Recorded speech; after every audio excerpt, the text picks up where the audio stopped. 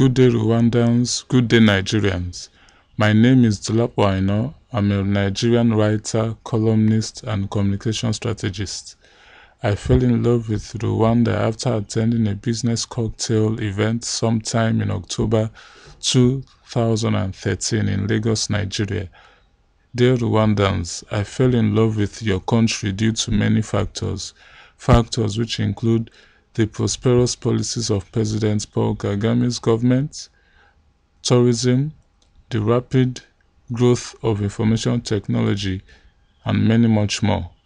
You are about to listen to the Rwandan ambassador to Nigeria, that is Ambassador Joseph Habineza's speech to mark the 20th year commemoration of the Rwandan genocide. Also, find the accompanying article to this speech on my website. My website is www.dolapoaina.com.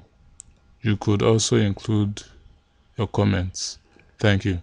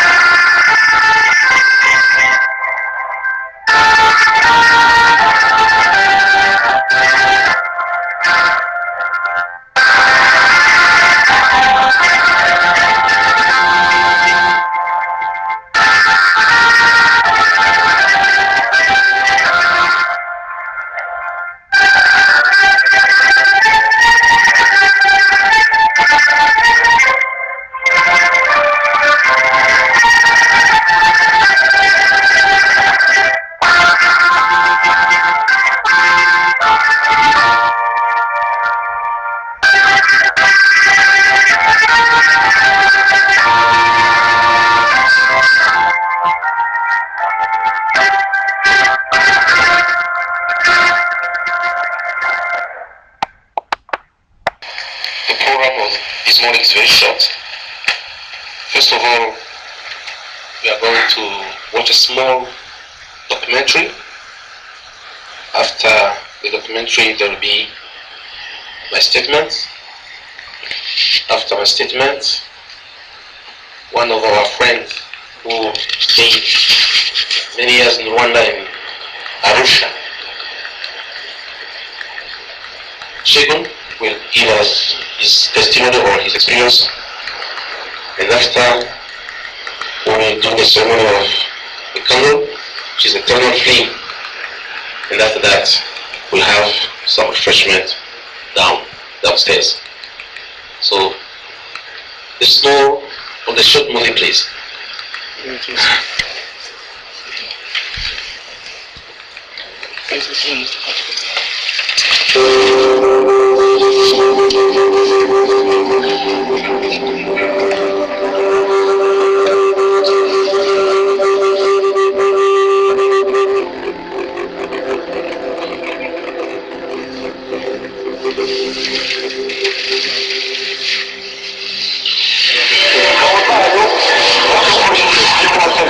On 7th January, usually we start in April, but this year, as it marks 20 years, we want the whole world to be aware of what we went through, how we are now, and what is our future. First of all, the theme of this year is remember, unite, renew. To remember, as you know, in Rwanda, we decided not to forget what happened to us, so that it won't happen again to us, but not anywhere else in the world. So we committed to never again. When we remember, we have to remember people by their names. You know, friends, relatives, neighbors were killed. And any Rwandan family has been affected. Even those who planned the genocide were affected. So we have to remember those people, the way they were killed, what they were doing, what were their hobbies, so that they live forever. They are no longer in this world, but they are still there, somewhere, watching us, asking us to do more.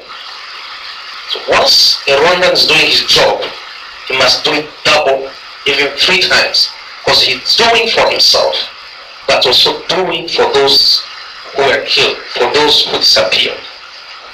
So that's why I have to remember them. As I said, 1 million people were killed within 100 days. So it is average of 10,000 a day, and killed by their brothers, their sisters, their neighbors. Because despite of what you hear about Hutu, Tutsi, Twa, they speak one language. One language, one culture, same land, small land, Kili, you saw it. And they believe, since even before the Christian came, or even the Muslim, Rwandans were believing in one God, Iman. And since then, always in Rwanda we say, Imana yirwahandi igataha Rwanda. Means God spends his day somewhere else, but in the evening he comes to sleep in Rwanda. Sometimes I wonder if those 100 days, God maybe he was retained somewhere. Because what happened was powerful, terrible. People were killed by machetes, tools. Those who could be, can say, lucky, or those who can pay their bullets, they were killed by weapons, guns. But others, they were killed by machete. People, well, I think that even animals cannot behave like Rwandans behaved that time. The ideology, as they say, of Hutu power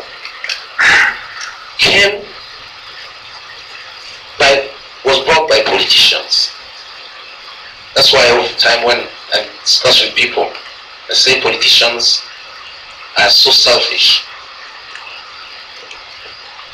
They want to remain in power, they didn't want to share power, and they instigated peace killings. First of all, telling the mass, look, those people who are coming, they are coming to kill you. So you have to defend yourself. So you see that kind of brainwashing done during years, showing or trying to make people understand that they are different. And so that many people believe that few people want to kill them. That's what those politicians used. And the problems of Rwanda start long time before. It's not in 94. First of all, as I say, we were living in peace and harmony. Having our king, the society was very well structured. Everybody has his own role. All of them respecting the king, and the king had the obligation to protect all his people. You know, in Rwanda, there have never been the slave trade. When they tried to come, the king was protecting his citizen. Actually, those who know our history, Kigali was called Uganda Mukari. Those who understand Swahili, Uganda is Monsieur or Mr.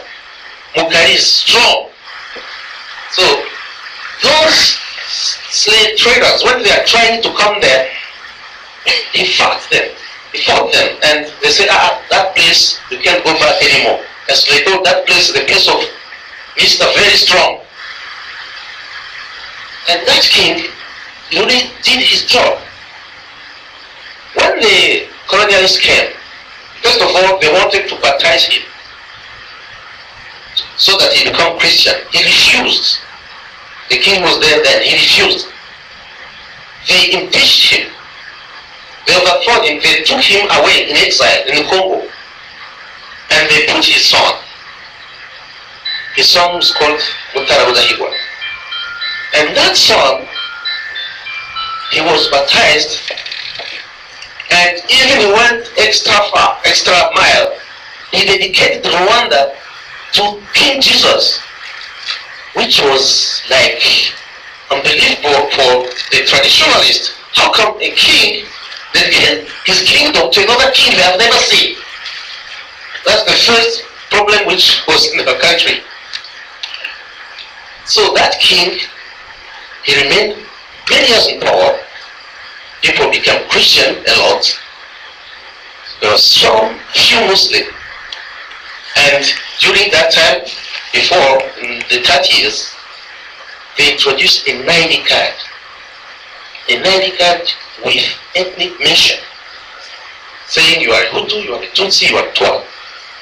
So making it rigid. While in our tradition, you could promote, come from Hutu, become a Tutsi, or from a Tutsi, become a Hutu, if you are doing socially well. So with that, they made it rigid. And they gave favor to the Tutsis. Their kids went to good schools. They were doing administration. The one using them, the Europeans were using them to oppress the mass. Now you understand how the hatred started. So during the 50s, when some Africanists start now asking for independence, that king, who was their, I can say their own, who they like too much, start now asking for independence.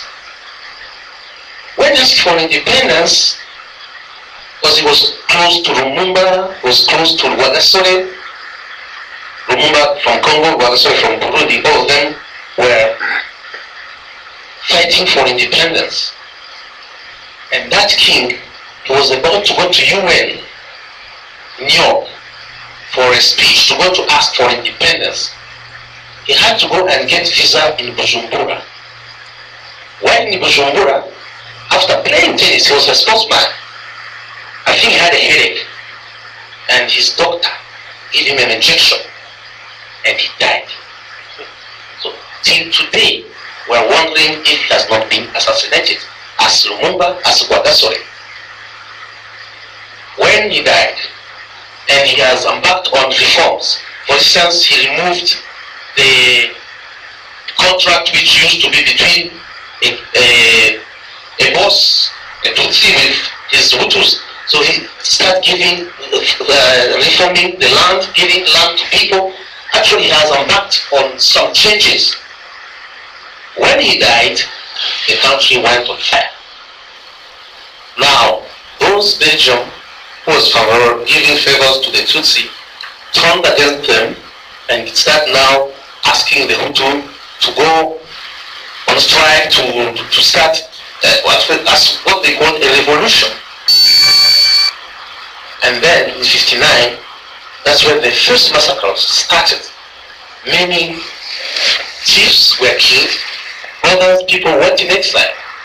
So those who went in exile in '59, they stayed there, and from '62, when Rwanda became independent, they were to come back to the country, but the government then refused. They started some attacks, but they refused without any ideology, without just want to come back on power. They could not, because the country was organized and was having an army, so they fought them, and actually that movement of fighting disappeared in the '70s. So but the refugees continued to ask if they can come to the country, and no way. Even the last president was saying the country is full, that they have no place for those Rwandan refugees to come back. They decided to attack. On October 1st, 1990, the first attack, and after 1 month of fighting, conventional war, those refugees lost. They were just thinking that the government then thought that they have finished them, that there will be no longer fight. The refugees now adopt guerrilla, and from 91 till 94, they had gained some places in Rwanda, and there were negotiations in Arusha, and in those negotiations there were agreements that there was going to be a government of national unity. The president didn't want to implement that resolution. Continued playing with, because he wanted his party and his satellites to be majority. So while they were in those play, if I can say so, actually, I'm sure when I analyzed, I saw that they didn't want peace. Because from my own experience, I remember in '94, January, when I saw that there was this peace agreement, I said, okay, let me help by making people meet, because I was active in sports, so I wanted people to meet, to play matches, to start now, we used to be together. I organized a match between the youth from the rebel side and the youth from the government side. I remember it was January 28th in Kigali, the volleyball match. First of all, to get their approval, that's where I saw that there are some problems. They asked me to go and see General Dallaire. You saw him. He said, okay, but he was reluctant. He said, why do you want to do this? But I said, but people have signed. And already there are some battalion which is high in Kigali, so why should not people play? He said, okay, go and get the approval from the Minister of Defense. The Minister of Defense looked at me saying, you are playing. I say, what? So why do you want to bring those cockroaches in the stadium? I said, they are already in the parliament, so, and you send with them, why don't you want to play with them? And I went to see the president of the Olympic Committee, who is the guy who was accused yesterday, Lindimana. He told me no. But after he saw that he was a sportsman, he was the president of the National Olympic Committee, he said, no, this is a good thing. Let's do it. He was at the match. The match was a success. And the following day, I wanted to repeat it. But it was a Saturday at 12 when I went back home to go and prepare myself to go to the stadium. I found my home attacked by militias. They attacked my house. And my family ran away. So I moved from my place. I stayed in Hotel Mikolin for 2 weeks. And then that's why I knew that there were a list of people who was to be killed. A militia came and told me, mind you, whatever you do, because you're on the list of people to be killed. So what I say about those peace agreements they signed it was just to buy time. Actually, that attack and that threat to my life saved my life, because in '94, in April, when the pressure came back again, when you see that there were no peace at all, I felt that I was in danger. So I say I want to join the RPF to start fighting me too. To go there, I organized a match, a return match at the RPF headquarters. We went on 3rd April 94. We played the match on that 3rd. On 5th, the whole delegation went there and came back. Me, I stayed behind because I wanted to start fighting. And it's on 6th that the genocide started. So I was left because of these sports and that move. So when I remember that, because when I went, I left many people there. My friends, my people were working together.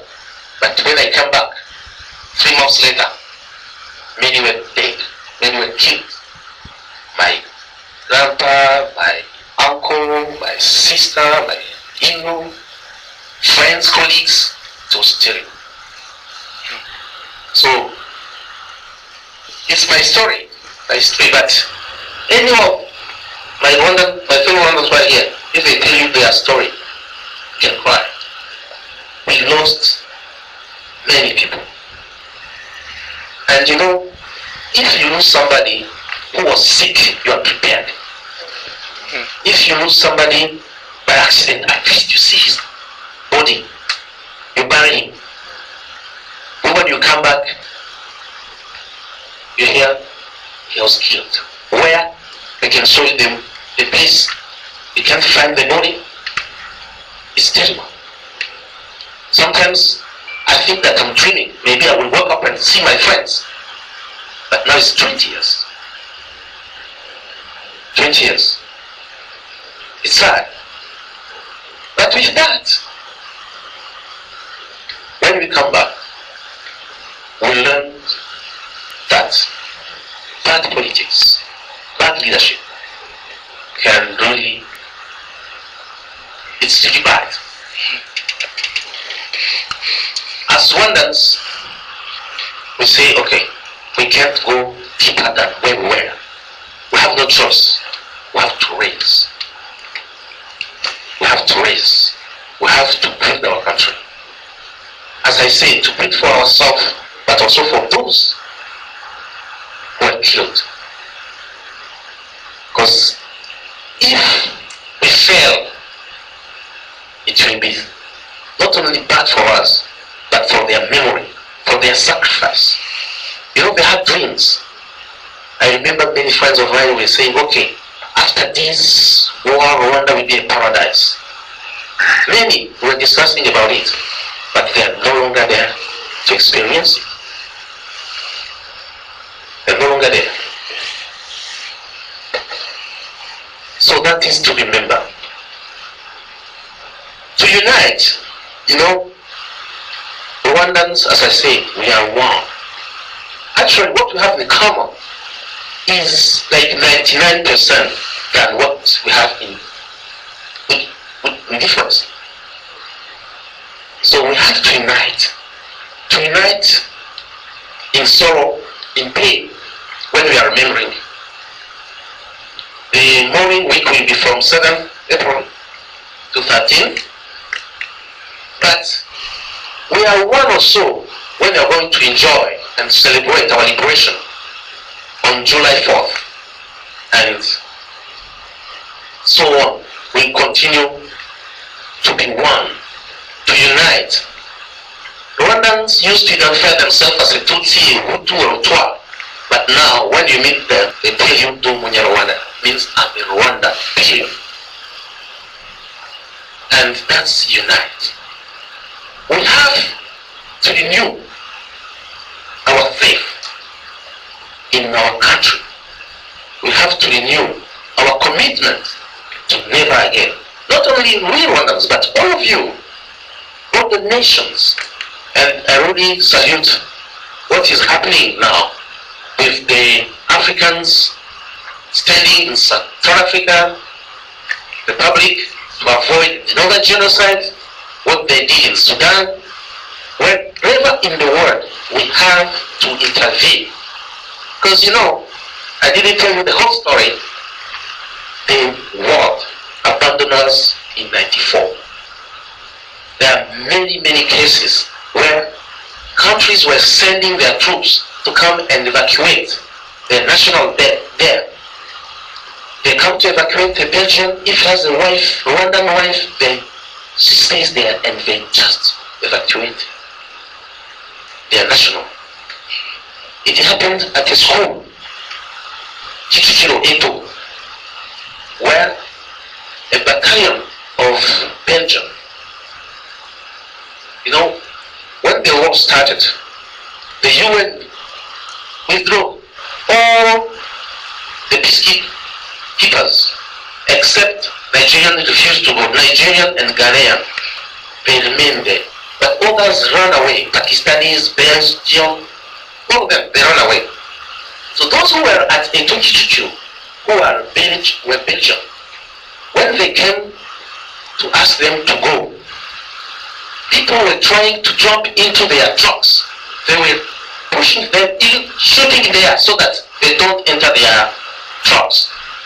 Actually, there's a movie which was made from that scene, which is called Shooting Dogs. You know why they call it Shooting Dogs? In the movie, the captain or the commandant was calling his headquarters saying, "Please give us an authorization to shoot on those who are eating the dead bodies." And those dead bodies where militias were killing people in front of them. Instead of shooting at the militias, they're just asking to shoot on those who were coming to eat the dead bodies. Terrible. So the world abandoned us.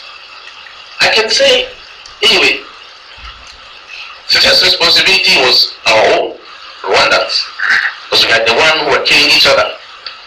But now, and that's why I say the system has changed. We'll never allow people to kill each other. If we can, we'll go there. That's why we're sending our troops everywhere. Where they ask us, even if they don't ask us, we propose to send our troops for peacekeeping. We'll not allow any leader to kill his citizen. We'll never allow that people promote hatred, divisions. So, ladies and gentlemen, I thank you very much. As I said, this is just like an awareness when we are starting to remember.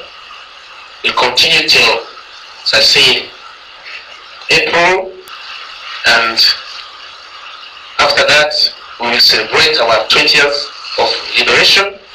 As you saw, maybe in the last minute, Rwanda has changed, totally changed, because of good leadership, because of resilience, because of our commitment, I said, now if we have to do something, we do it double for us and for those who are home. And Rwanda welcomes you, all of you. Once you go to Kigali, those who have been there, if they don't visit the memorial, you will never know what I told you has happened there. We decided to raise and never fall again. And I'm sure that all of you will visit once Kigali or even the country and really appreciate what we have done so far. We can't change the past. It's there. You continue to follow us, but it's behind. We are looking ahead. We want to change our country. We want to change this continent. We are tired. We are tired always to hear wars here and there, bad leadership here and there, people killing people they are supposed to protect. I'm tired of that. And recently I was in the north. I was discussing with people in Yola, the students and the people, there are people who are in the peace process. I told them, don't allow selfish politicians spoil your country. You have a nice country. Please, please, please. That message will be everywhere, especially in this country, when you see people who are hating each other because of religion. I don't look. Either Islam, either Christianity is not Nigeria. You didn't invent it. You didn't. It's not your culture. You adopted it. Why do you fight for something you adopted? Today, I'm Joseph, tomorrow I can be Yusuf. I can change. Something that you can change. Why people are fighting for that? Even if you can change. That's what I'm saying. No, you have more in common. You have this great country, Nigeria. Big country. Very rich. Where everybody can get his part. But just selfish politicians make you fight. Especially the youth. I was telling them, why do you fight? You will go and bomb a church or a mosque. But the guy who sent you, he can't have the courage to go and fight his other politicians. He can't. In the evening they'll meet, drink champagne, and you are in jail. Or you are just risking your life and kill you. So that message should be sent to all the youth of Nigeria, even not only Nigeria, in Africa, wherever they're fighting. Because the fight is not in their interest. It's in the interest of selfish politicians. Ladies and gentlemen, I think I gave you enough. Thank you very much for attending this function. So please, Shegun, tell us about your experience in Rwanda and Arusha. Thank you very much.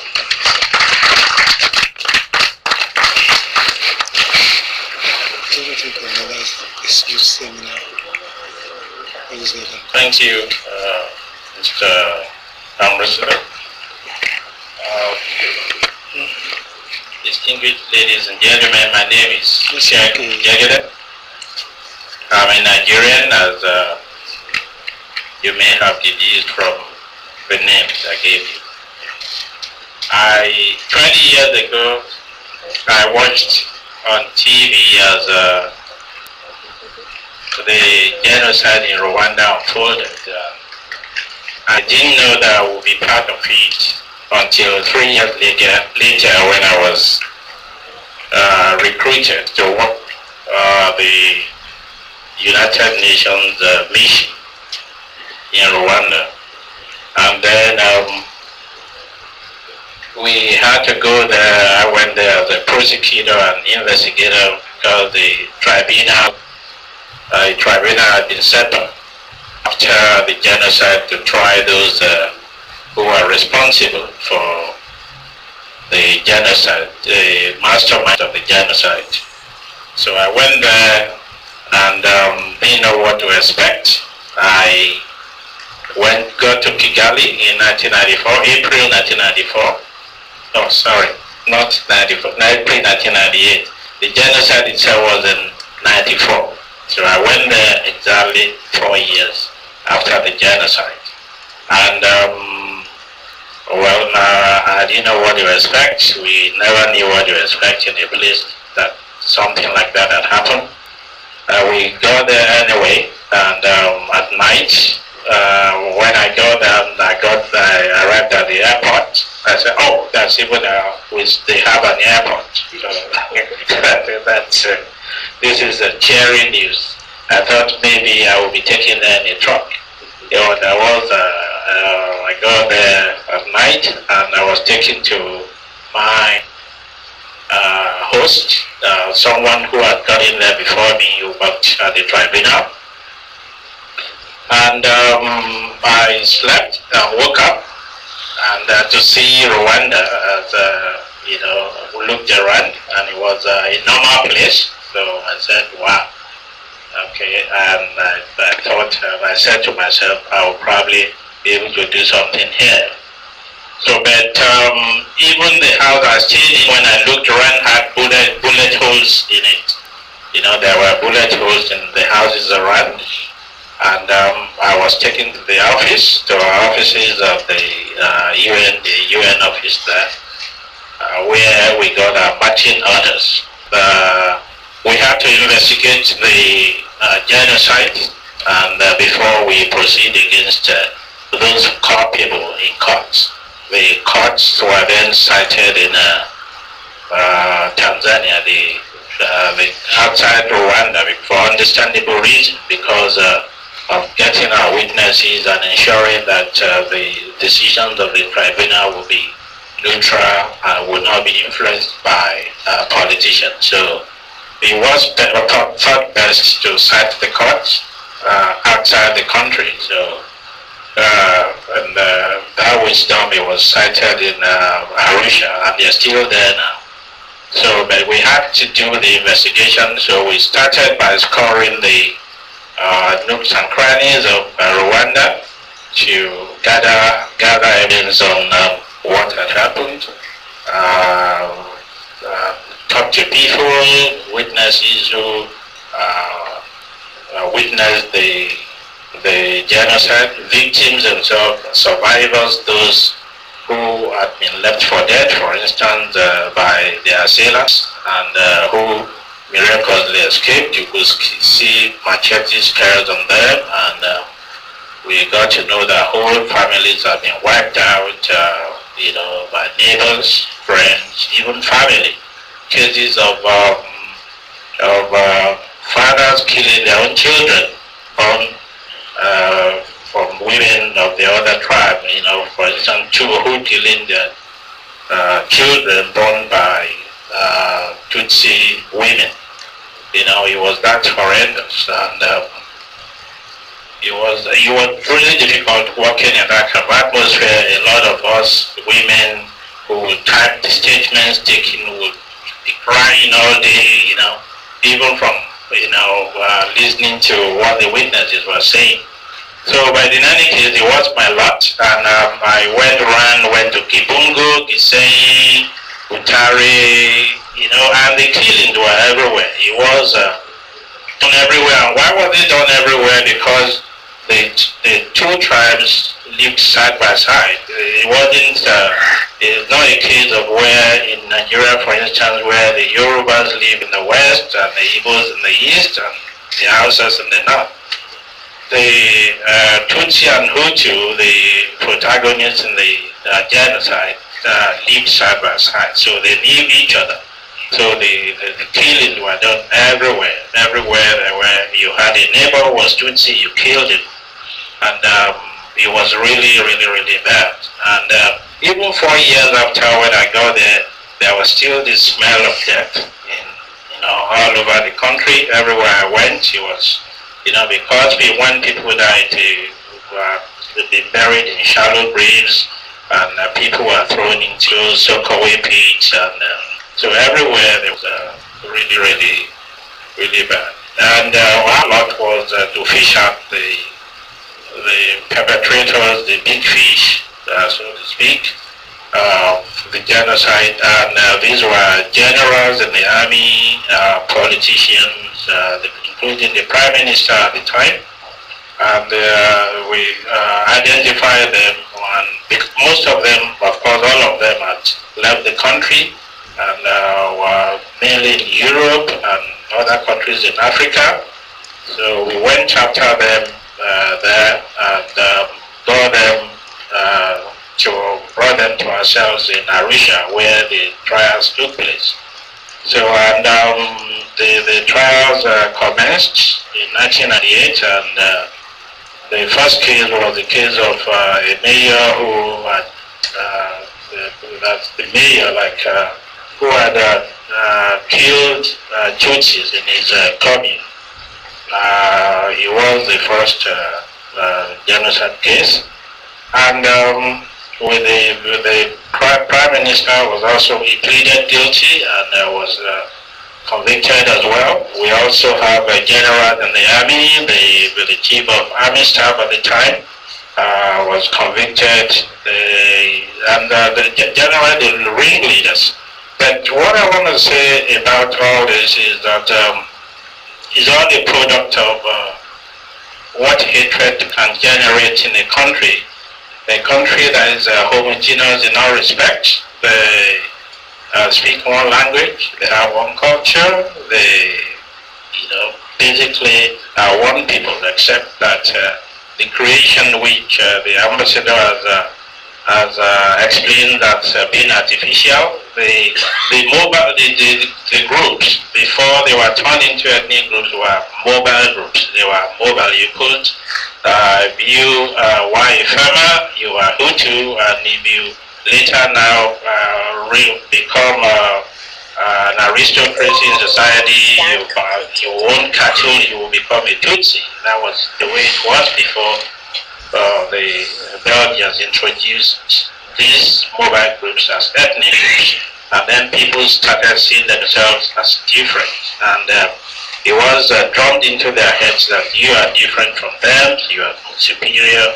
And it's in the case of Rwanda, why it's very, very, why it came out so disastrously was because the minority were played against the majority. The minority Tutsi, who were 15% of the population, were played against the majority, 85%. And later, when the clamor for independence came and the Belgians thought that they would benefit more from supporting the Hutu, they changed again and went to support the Hutu. And that hatred really never left the system and the psyche of the people.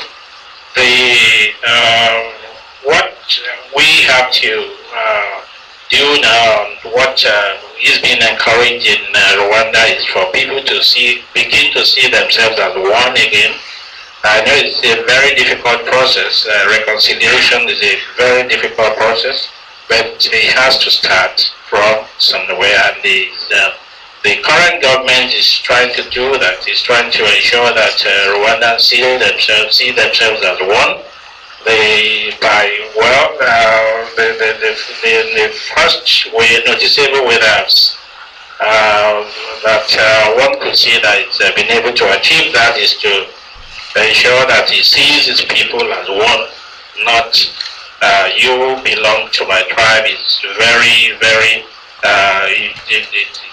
it's very neutral in the way the decisions it takes. If a Tutsi person, for instance, has done anything wrong in a country, he proceeds against him as he would against Hutu. And this, he has also ensured that with the little resources that he has in the country, that the country has, he's been able to do a lot with it. When I go there in 1998, the country was in a mess.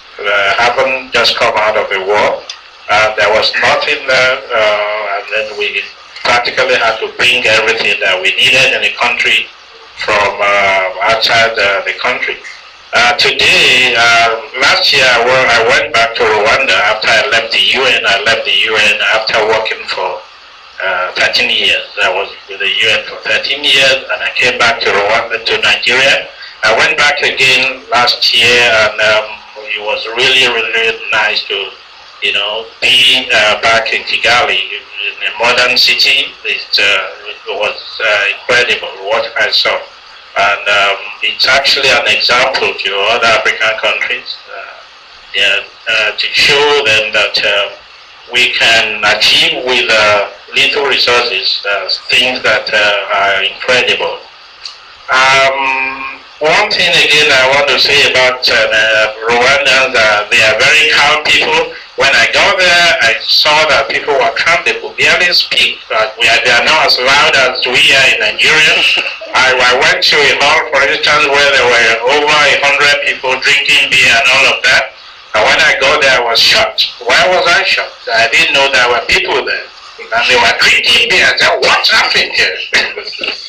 In my country, would be 4 or 5 in a room, and you would think we're 100. So they're very calm people. So what happened must have been foisted on them by politicians who wanted to use genocide for their selfish ends. And they are very intelligent people, very bright people, and that's my take on that. Love Rwanda. I consider Rwanda my country, and I remember one of my friends there. I told him this story. I said, "How do I obtain the passport from Rwanda?" I said, "You have to marry a wife here." I said, "I'm already married." He said, "Take another wife." Thank you very much.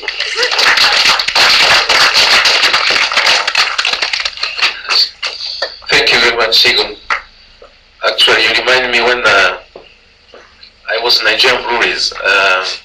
Somebody made the same remark. He told me that he was in Rwanda and he went into a bar and was thinking that nobody was there.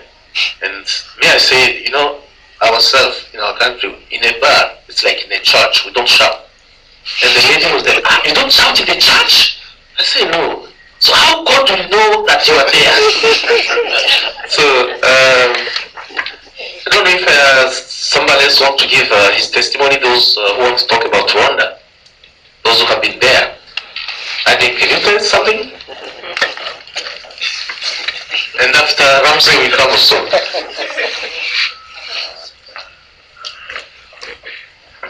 Thank you very much, Ambassador. Ladies and gentlemen, this is 20 years down the line. Prior to my going to Rwanda last year as well, I'm always not one who's given to stereotyping. So when everybody was talking about Rwanda genocide, you want to go to Rwanda? Let's go to Rwanda. That country, they were still fighting. I said, listen, leave those stereotypes. These guys have moved on. A lot has happened. A lot has been forgotten. There's a sense of hope, a sense of renewal. And when I got to Rwanda last year in January, and I said to myself, wow. Fortunately for me, of course, Rwanda is they are bilingual as well now. And if I'm not mistaken, they're a member of the Commonwealth now.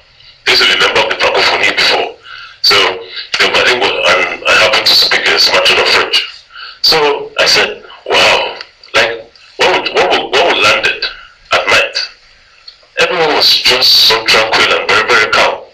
And I said to myself, I was there for about 3, 4, 5 days, and moving around the town was like, it was very touristic, very elite first and foremost. And of course, I had watched Hotel Rwanda, so I'd heard about Hotel de Mille Collines. And I said I wanted to stay at Hotel de Mille Collines, but I was a guest of the ambassador, and the ambassador says, no, you don't have to. There are other places you can stay, So, and my 4 or 5 days there, I found that the people were very refreshing, very, very engaging. And generally, I had already been struck by the kind of leadership that the country provided, Because I always say a country is, a country by its leadership, its leaders, The leaders to a large extent dictate how the followers, behave.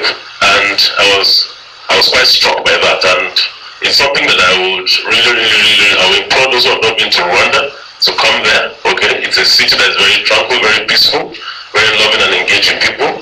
They look at themselves as one. And in the spirit of Africanness, I think it's something that a lot of countries should emulate. And I will implore those who have not been to Rwanda to please come to Rwanda. Thank you.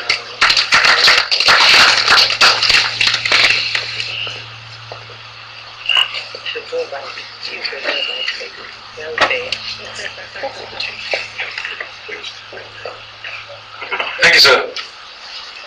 Good morning, ladies and gentlemen. My name is Ramsey Togobodo, and I'm privileged to be in Rwanda. Kotsi, His Honorable, His Excellency, Rwanda, Joe Habineza. I was there and to actually name the gorillas was quite an exciting moment for me. I've never done that before in my career as an actor. And when I got there, I was like quite pleased to know that I could give one of the gorillas born, because I know that the original gorillas actually come from Rwanda, from what I gather.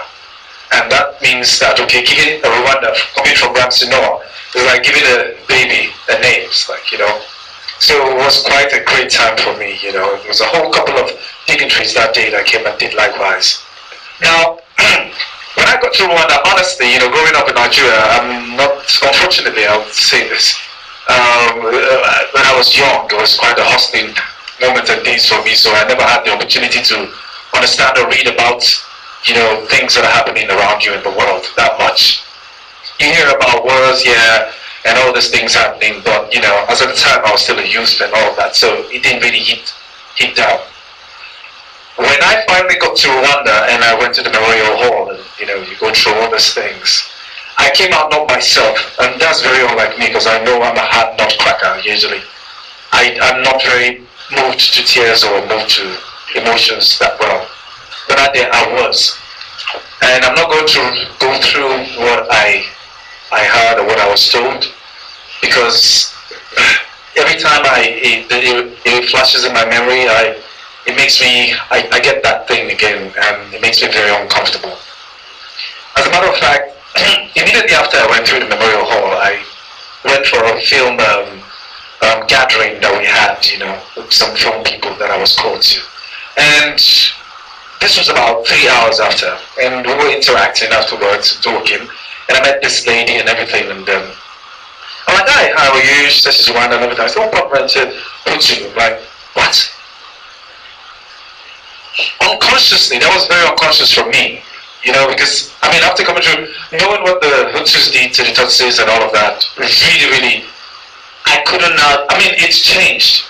Now when I say, where are you from? She first told me, oh, we don't do that anymore. We're just Rwandans now, or Rwandese. I'm like, yeah, but I'm a Hutu, so that really hurt me. I'm like, I was almost feeling the hate for her instantly at the moment when that happened. That shouldn't have been, but it's just unconscious.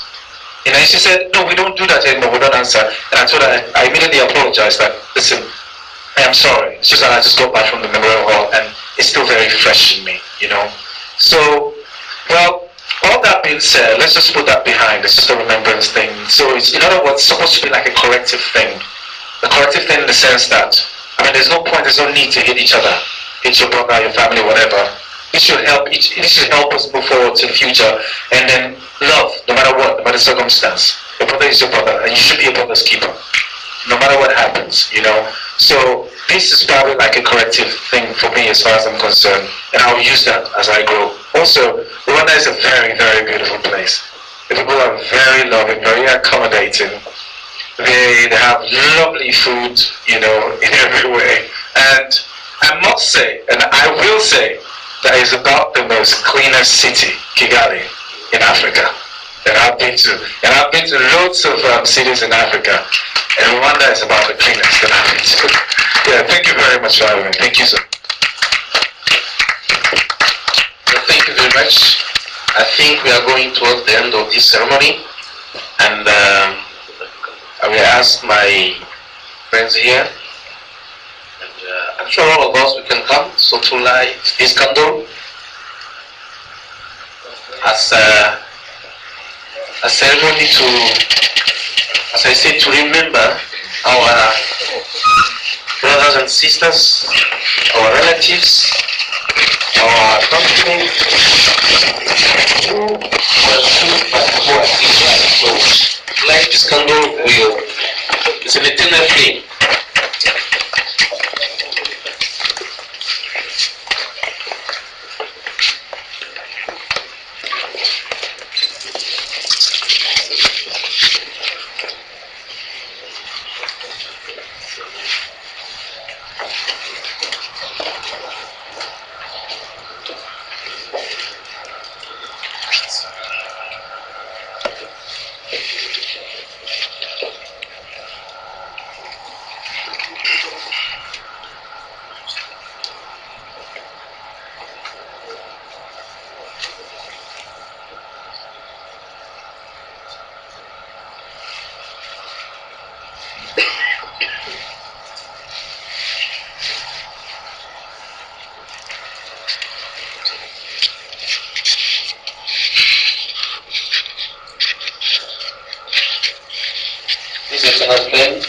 memory of our fellow Rwandans,